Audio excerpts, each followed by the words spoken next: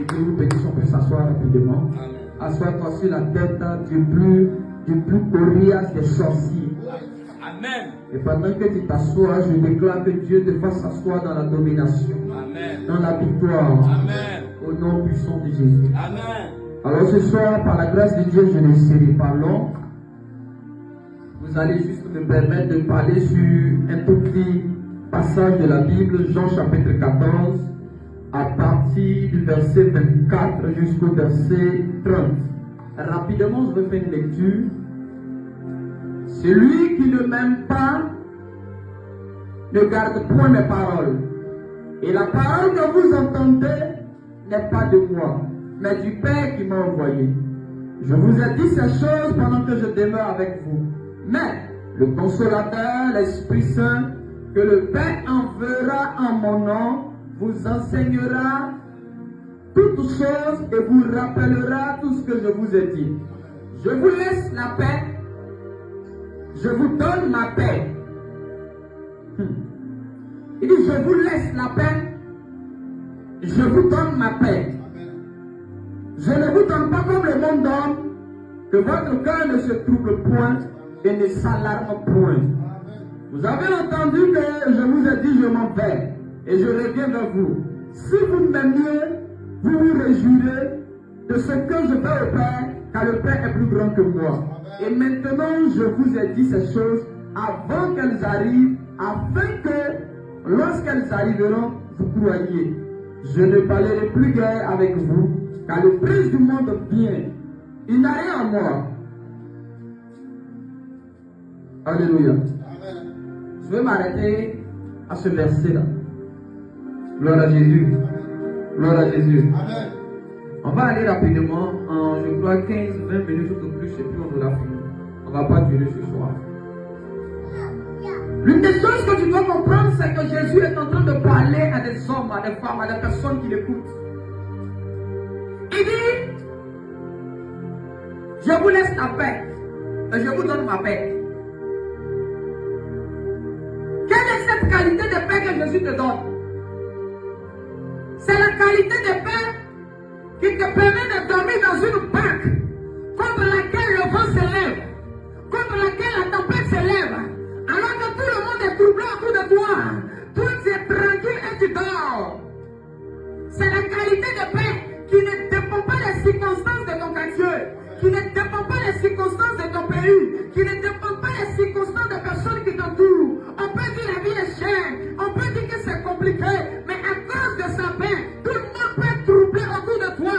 Mais parce que tu as la paix de Jésus, toi tu es serein. Les gens vont se poser la question, comment tu fais? Les gens vont te demander, es-tu inconscient? Est-ce que parce que Jésus dormait dans la barque, est-ce que ça voulait dire qu'il était inconscient? Non frère, non sœur, mais il avait une paix qui lui donnait l'assurance que le problème qui arrive, il est en train de venir afin que Dieu Tout-Puissant soit honoré, soit célébré, soit glorifié. Que la paix de Jésus t'ait donné, les mauvaises circonstances deviennent tes amis. Demain de Joseph, on l'a attrapé, on l'a jeté d'abord dans un puits, après on l'a enlevé là-bas à l'aventure. Malgré tout ça, il marchait, mais la paix était avec lui. Je comprends pourquoi David dit, et puis même si je marche dans la vallée de l'ombre de la mort, il dit je ne crains pas. Comment tu peux marcher dans la vallée de l'ombre de la mort? Toi tu n'as pas peur. Qu'est-ce qui fait que tu n'as pas peur? Il avait une paix, il avait une assurance, il avait quelque chose en lui qui lui donnait de croire et de comprendre que rien sur la terre ne peut arrêter le plan du Dieu qui l'a appelé. Amen. Je vais dire à une personne que la paix de Jésus vienne sur toi. Amen. Que la paix de Jésus vienne dans ton cœur. Amen. Que sa paix est là. Tu ne marches plus selon les circonstances. Que sa paix est là. Rien sur la terre ne peut t'effrayer. Que sa paix est là. Quand Dieu va te jeter dans la fournaise ardente, tu dis ne me jetez pas, moi je m'en vais dans le feu. Quand Dieu va te mettre dans la cage au lion, tu dis n'ayez pas peur, moi-même je vais dans la cage au lion. Pourquoi? Tu ne comptes plus sur les sommes, mais tu comptes sur sa paix. Et quand tu comptes sur sa paix, tu comptes sur sa puissance. Parce qu'il n'y a pas paix sans guerre.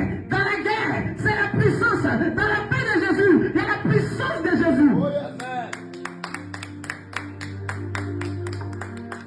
les païens pleurent, sont stressés. Chrétiens aussi qui est stressé. Qui manque de la paix de Jésus. Élisée est assis là, avec son serviteur. Bizarrement, il y a une armée qui est là. Le serviteur d'Élisée est troublé. Il dit, on est foutu aujourd'hui. Mon prophète, aujourd'hui on est foutu. Oh Dieu, on va rentrer où? On va faire comment? Élisée dit, petit, calme-toi. Petit, calme-toi. Peut-être que c'est une difficulté. Peut-être que c'est un problème financier. Peut-être que c'est un problème de santé. Peut-être que c'est un problème de travail. Je ne sais pas la chose. Mais Élisée a dit, petit, calme-toi. Peut-être que c'est un problème de foyer. Élisée a dit, petit, calme-toi. Israël est face à la mer rouge. Il commence à trembler. Dieu dit, petit, calmez-vous. Il dit à Moïse, dit au peuple de se calmer. Restez tranquille. Celui qui est avec vous, il est plus fort, il est plus puissant, il est plus redoutable que ce qui est contre vous. Élisée a dit, ceux qui sont avec nous sont plus forts, sont plus grands, sont plus puissants que ceux qui sont contre nous. Je veux dire à une personne, les sorciers qui sont contre toi ne sont pas plus forts et plus nombreux que les anges qui sont avec toi au nom de Jésus. Les hommes ont peur parce qu'il leur manque la paix de Jésus. On peut avoir l'onction de Jésus sans avoir la paix de Jésus. Avant de leur donner l'esprit, avant de leur donner le pouvoir de marcher sur les serpents et les scorpions, il leur a d'abord donné sa paix. On a beaucoup jeûné pour avoir des choses, mais on n'a pas beaucoup jeûné pour avoir la paix de Jésus. Et c'est ce qui fait qu'on est troublé.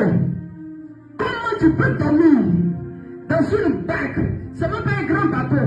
Je peux dire une pirogue dans la mer qui est agitée. Le vent s'élève. Au point où on le réveille, on dit maître, on est en train de mourir du nord. Quand il s'élève, quand il se réveille, il dit hé, vent, tempête, calme-toi.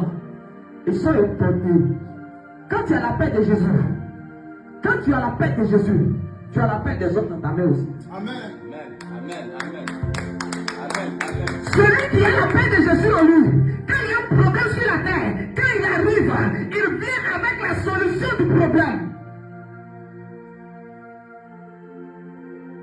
C'est pourquoi souvent quand tu es chrétien, quand tu arrives quelque part, ou bien il y a un problème dans la famille, quand tu arrives, quand tu parles, on t'écoute, le problème est réglé. Pourquoi? Tu transportes la paix de Jésus. Et quand tu arrives, parce que sa paix est plus grande que les querelles de la terre, sa paix est plus puissante que la haine que Satan a semée dans le cœur des gens, sa paix est plus grande, est plus glorieuse, est plus redoutable que la haine et la colère que Satan sème dans le cœur. Quand la paix de Jésus vient, le pardon est là.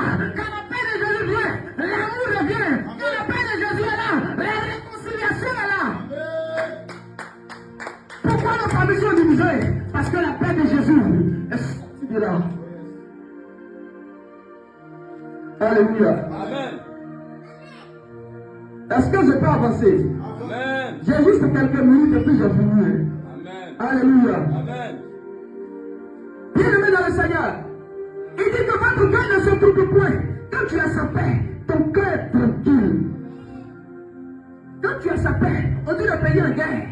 Ton cœur est tranquille. Parce que ta protection ne dépend plus des hommes, mais ta protection dépend de Jésus. Ta protection dépend de ton roi. C'est pourquoi Élisée pouvait dire aux jeunes qui tremblaient, il dit mon fils n'a pas peur, reste tranquille. Ceux qui sont autour de nous, ceux qui sont là, sont plus forts, sont plus nombreux. On a une protection que les hommes ne voient pas. On a une assistance que les hommes ne voient pas. Israël était dans le désert. On dit il n'y a pas de nourriture. D'où viendra la nourriture? Aucune nation environnante n'est prête à les aider. Ils appellent tel pays, on dit non. Ils appellent tel pays, on dit non. Tous les voisins sont fâchés contre eux. Ils vont mourir dans le désert. Ils n'ont pas dit que leur Dieu les a sauvés de l'Égypte. On va voir s'il peut les donner à manger. Dans un désert qui n'est pas capable d'accueillir les semences. Ce n'est même pas des planteurs.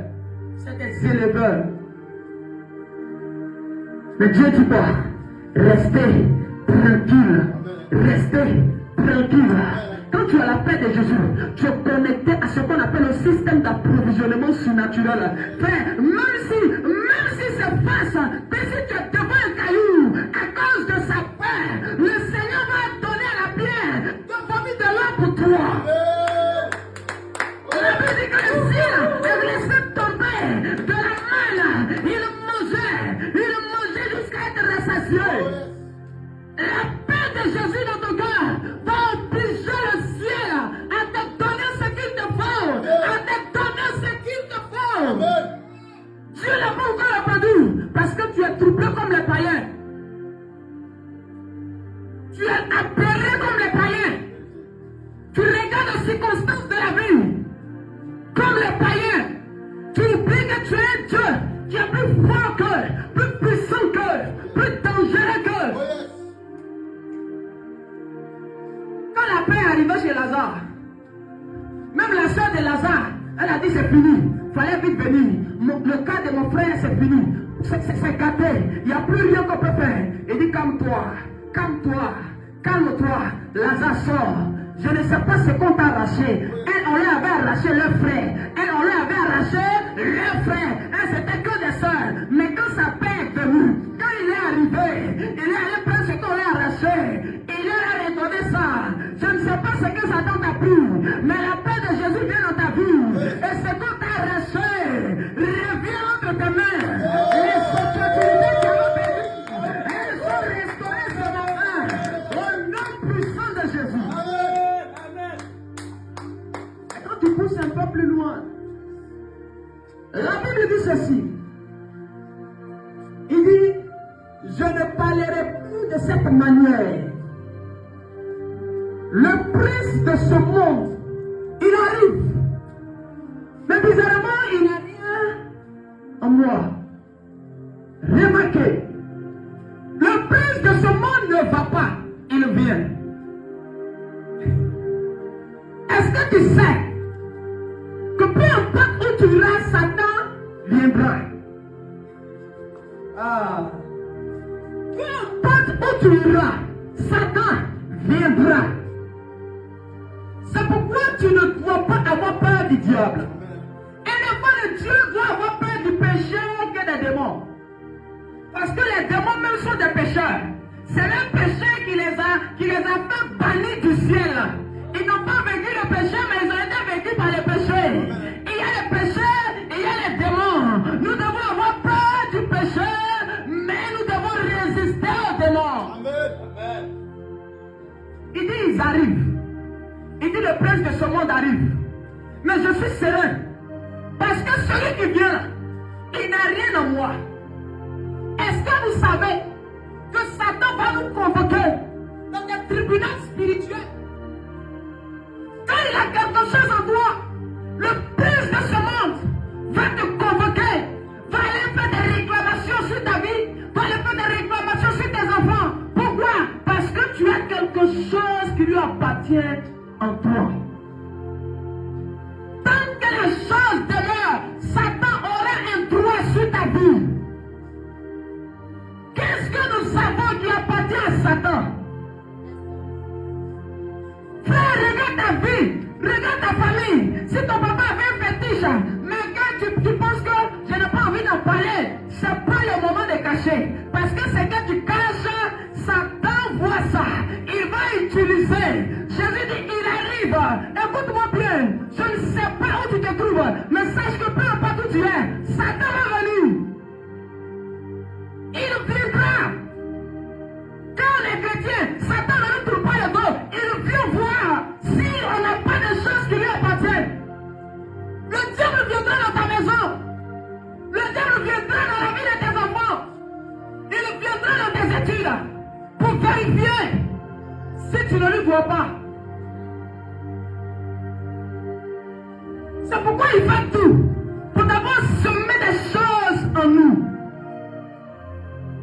Et une fois ces choses sont en nous, il nous pousse à cacher ces choses. Ou soit, il nous fait oublier ces choses. Et puis il te laisse comme ça dans un système. Et puis un matin, le même diable vient. Il dit à Dieu, Je suis venu pour que lui, là, il perde son travail. Je suis venu pour que celle-là perde sa grossesse. Je suis venu pour que celui-là, vraiment, il meure. On dit, mais sur quoi tu te bases? Et tu te souviens que si elle avait, je n'ai rien trouvé en lui, non? Si j'avais trouvé quelque chose en lui, pourquoi Satan réclame Pierre? Il avait des choses dans ce monsieur. Il dit, bon, comme il a telle chose qui m'appartient, voici ce que je désire, qu'il lui arrive, qu'on lui fasse. Et quand on regarde la loi spirituelle, Satan a droit. Il tape-le, frappe-le. Vous pensez que les gens qui meurent là, c'est parce que tu es trop content. Mais parce que souvent, il y a des lois, il y a des principes dans le domaine spirituel auxquels sont soumis même les anges. L'ange qui devait t'aider quand il vient dans ta vie, là, il y a des choses de Satan dedans. Je ne sais pas ce qu'il y a du diable dans ta vie, mais je veux qu'à partir de ce soir, tu commences à demander à Dieu. On peut avoir les choses de Satan sans savoir que c'est pour Satan. On peut avoir une chose de Satan sans savoir que c'est pour Satan. Il dit, Satan vient. Comment je vais sais que le monsieur n'a rien en lui? Parce qu'il a pris le soin d'examiner les choses qui sont en lui. Est-ce que tu as examiné les choses qui sont en toi? Les sentiments, les émotions, ton caractère? Est-ce que tu as fouillé dans ta vie les choses que tu as? Est-ce qu'elles viennent de Dieu ou de Satan? Ça peut être ton enfant. Ça peut être ta femme. Frère, si tu maries l'enfant de Satan, il faut t'attendre à ce que ton beau-père vienne te voir. Il viendra. Si c'est son fils qui a marié, le beau-père viendra. Si c'est sa fille, il viendra. Donc quand on parle des choses de Satan qui sont en nous, nous devons faire attention. En nous, ça ne se limite pas à notre personne. Mais si tu as un sorcier dans ta maison, Satan viendra. Et il va rentrer. Pourquoi? Parce que dans ta maison, tu as quelqu'un qui lui appartient. Jésus dit, il arrive, mais moi, il n'a rien en moi. Moi, il n'a absolument rien. Donc, il ne peut rien me faire. Il a pris le soin d'examiner. C'est pourquoi ne marche pas avec tout le monde. Ne marche pas avec des personnes que tu ne connais pas. Ne marche pas avec des gens dont tu ignores l'identité spirituelle. Parce que si elle est sorcière, si le sorcier, son maître viendra. Toi tu es chrétien, c'est que ton pasteur peut venir te voir à la maison. Maintenant si la personne avec qui tu es est sorcière, c'est qu'elle aussi, son pasteur aussi va venir te voir. Alléluia. Amen. Le droit de visite, c'est permis. Tout dépend de celui à qui tu appartiens. Qu'est-ce que Satan a semé? Qu'est-ce qu'il a semé dans ta maison? Qu'est-ce qu'il a semé dans ton bureau? Souvent, ça peut ne pas des hommes, mais dans ton travail, on peut déposer un pic en bouteille qui appartient à Satan. Mais la présence de ce stylo dans ton bureau va commencer à te créer des problèmes. Tu te demandes, mais qu'est-ce qui se passe? Je peux avancer? Souvent, il y a des choses de Satan en toi, mais souvent, il y a des choses qui sont dans la main de Satan. C'est quoi ça? Satan peut réclamer celui qui a ces choses en lui, mais Satan peut aussi réclamer celui dont il possède les choses. C'est fort. Réexplication. Donc là, Satan, en fait, toi dans ta vie, il n'y a rien de Satan. Mais dans la main de Satan, il y a des choses qui t'appartiennent. Hein? C'est pourquoi Jésus dit, Père, voici mes brebis que tu m'as données. Aucune d'entre elles ne s'est égarée. Je n'ai point perdu parce que je suis le bon berger. Je ne perds pas mes brebis, mais je donne ma vie pour mes brebis. Si tu n'as rien de Satan, qu'est-ce que Satan a qui t'appartient? Sur la base de ce qu'il a qui t'appartient, demande à Joseph comment on l'envoie en prison. La femme dit, il a essayé de me violer. Joseph dit, Joseph ne l'a pas parlé. Peut-être qu'il a demandé aux gens qui sont à côté. Les gens ont dit non, c'est faux. Les gens ont dit non, c'est ta femme qui voulait coucher à Joseph. Elle dit, voici la preuve.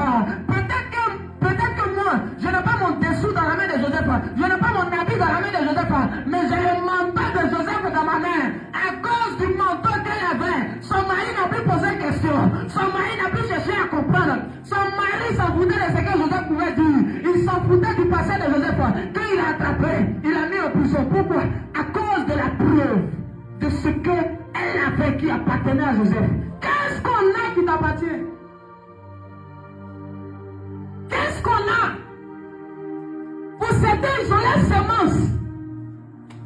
Pour certains, ils ont ta signature. Pour certains, ils ont ton vêtement. Ils ont ton accord. Oh non, ma chérie, tu sais, je t'aime. Oh. Mon frère, tu sais, je t'aime sur Facebook. Sur quoi encore? WhatsApp. Tu as au moins 15 copines sur Facebook. 15 copines sur WhatsApp. Dis non, je ne sens pas un eux. Je ne sens pas un. En cause seulement. Mais l'accord que tu viens de donner, ton accord, ton lui que tu as dit là-bas, tu viens de donner quelque chose à Satan qui va utiliser le jour où il va vouloir.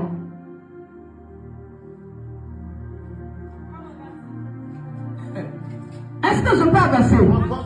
On dirait que mes menus sont déjà arrivés. Aujourd'hui, on est assis en plein. Comment se fait-il que ma vie se détruit? Maintenant, je regarde dans ma vie, je ne fais pas les choses bizarres. Le problème, c'est que quand tu faisais les choses bizarres, Satan a profité pour prendre ton manteau. Et un bon matin, la Bible dit quand le mari de la femme est rentré, elle a commencé à danser. Chérie Coco, ton gars que tu nous envoies ici, elle nous a créé les problèmes. C'est un faux type. Comment ça? Joseph, c'est un bon gars. Il dit non, il n'est pas bon. Quelle est la preuve que tu as baptisé Joseph? Moi, son manteau, il a essayé de me violer. Moi, tu vois, oui. Ça finit, on parle plus. Prison. Joseph va aller en prison, pourquoi? À cause d'une preuve qu'on avait. Pourquoi on arrive à bloquer ta finance? Ah. Peut-être que tu as pris ton argent, tu allais donner à un féticheur. Tu allais donner à un féticheur. Les féticheurs de maintenant, ils sont les guérisseurs. Ils ont fait des noms pour avoir notre argent. Pour bien nous tuer. Ils sont les agents de Satan. Il sait que si il dit le féticheur, tu ne vas pas aller là-bas. Il dit si les guérisseurs, il met 2 plans, 3 plans là. Ils sont un peu des palus, l'ennemi guérisseur. Et puis il prend ton argent.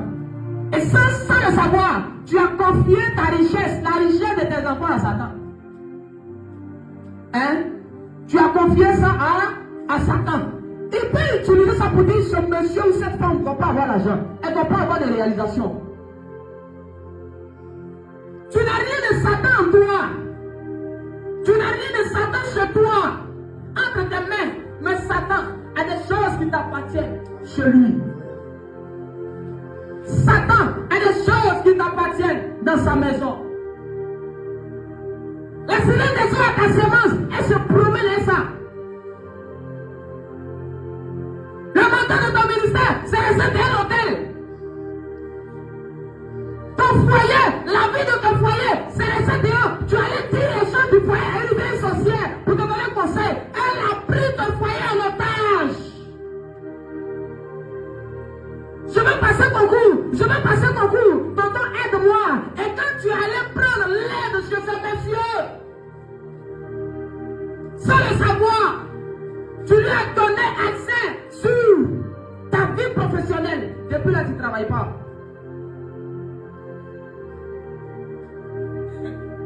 Tonton, aide-moi à légaliser mon diplôme. Tonton, aide-moi, j'ai besoin de tel papier. Satan est passé par là. Et puis il a obtenu des choses qui t'appartiennent, sur lesquelles lui peut s'appuyer. Parce que dans le principe des hôtels, les hôtels maléfiques ne peuvent fonctionner que lorsque on a quelque chose qui appartient à la personne en l'honneur de qui on bâtit l'hôtel. On va déposer ce qui t'appartient sur l'hôtel. C'est pourquoi souvent les féticheurs ils font envoyer sa photo, envoyer son foulard, envoyer sa chaussure. On a besoin de quelque chose qui t'appartient pour travailler. Qu'est-ce qu'on a pris qui t'appartient? Qu'est-ce qu'on a pris? Les habits de tes enfants disparaissent. Les chaussures des enfants se perdent quand ils vont jouer. Pourquoi? Parce que souvent entre eux, il y a des espions dedans. Il y a des agents de Satan. Ne laisse pas tes enfants sortir sans prier pour eux. On ne sait pas qui est qui dans le quartier, qui est qui dans la ville, qui est qui dans la nation. Il y a des gens qu'on a envoyés qui sont chargés de prendre des choses qui t'appartiennent pour envoyer ça chez Satan. C'est pourquoi fais attention à là où tu te coiffes. La Bible dit que les cheveux sont une couronne pour la femme. Et généralement, la plupart des endroits où on va prendre les choses qui appartiennent aux femmes, c'est les salons de coiffure.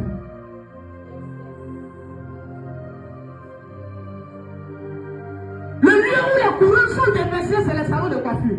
Ce sont les magasins de couronnes. Donc Satan, pour changer les couronnes, a envoyé un système qu'on appelle les perruques. De sorte qu'une femme ne se sent, c'est-à-dire qu'elle se sent à l'aise de se coiffer, elle se sent à l'aise de donner ses cheveux librement, mais de mettre une autre couronne, mais une couronne falsifiée. C'est un système, c'est un truc. Tu vas te sentir à l'aise dans ce système de vie. Et de l'autre côté, tu vas aller donner toujours tes cheveux dans le faux salon où c'est une sorcière qui gêne. Faites attention. Peut-être que tu as laissé tes ongles dans un salon où on fait manicure pédicure. Tu ne sais pas que là-bas ce sont les sorciers. Ils ont ça. Et c'est sur la base de ces choses que des choses t'arrivent que tu ne sais pas. Tout ce qui te concerne, Satan peut utiliser contre toi. Parole. Des choses physiques. Argent. Satan peut utiliser contre toi. Vêtements. Tout, Satan peut utiliser contre toi. Jésus disait, que le prince de ce monde arrive. Il n'a rien en moi. Mais c'est que Jésus n'a pas dit. Bon, il a dit, mais ils n'ont pas compris. Il dit, il arrive, il n'a rien en moi. Moi aussi, je n'ai rien qui m'appartient dans sa main. Parce que c'est comme deux personnes qui discutent. Et l'autre dit, mais toi, tu étais chez moi. Il a dit, non, il n'était pas chez toi. Il dit, non, moi, il y a la preuve. Il dit quoi? Il passe une photo. Ça date de quand hier, c'est quoi? C'est nous deux. C'était à la maison ici. Tu ne peux plus parler parce qu'il a la preuve. C'est le même système que Satan utilise pour nous détruire. Souvent on dit non, moi j'ai vu ma vie de chasteté, j'ai vu ma vie de sanctification. Je suis dans l'abstinence sexuelle, je ne fais pas ci, je ne fais pas ça. Mais on a pris ton foulard. Ton soutien a disparu. Tu as mis ça sur la compte, ça a disparu. Tu penses que c'est un jeu. C'est les chrétiens, si les vêtements disparaissent et puis ils sont contents. Et ça va aller où? Toi qui as pris la de la cour ici, laisse la fête de la cour. Ce n'est pas toi, tu n'es pas sûr que c'est pas chez toi, on va payer à vie. Celui qui a besoin des vêtements, il va en acheter. Celui qui prend tes vêtements, les prend pour un but précis. Tu ne dois pas dormir. Voilà Joseph, on prend ton manteau et puis il est perdu dans la maison des gens. Au lieu de chercher à récupérer, il est assis. Ça l'envoie en prison. Qui a pris ce qui t'appartient, puis tu restes, tu causes, tu ris, tu souris comme si de rien n'était. Tu as perdu une somme d'argent. Quand tu regardes, tout était fermé, l'argent a disparu. Tu es content. Ça va aller, je laisse pour moi Dieu. Quel Dieu? Quel Dieu? C'est quel Dieu tu laisses? Dieu voulait que tu fasses des vies dans le vie. Alléluia. Alléluia. Alléluia. Puissance.